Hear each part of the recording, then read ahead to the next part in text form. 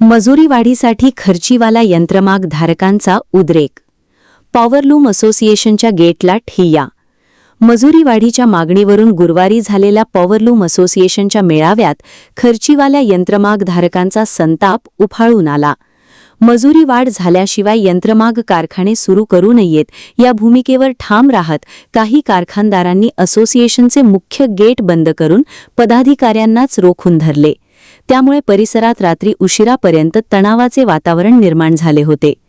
मेळाव्यात चेअरमन चंद्रकांत पाटील यांनी 3 दिवसांनंतर बेमुदत यंत्रमाग बंद ठेवण्याचा निर्णय जाहीर केला. मात्र उपस्थित कारखानदारांनी बंद आजपासूनच सुरू करावा अशी आक्रमक भूमिका घेतली.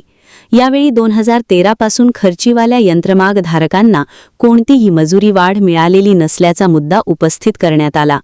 तसेच प्रचलित दरात 2.50 पैशांची वाढ देण्याची मागणी करण्यात आली. दरम्यान ट्रेडिंग असोसिएशनसोबत चर्चेसाठी 10 दिवसांचा अवधी देण्याची मागणी चेअरमन पाटील यांनी केली.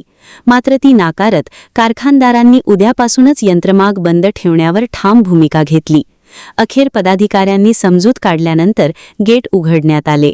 सबस्क्राइब करा.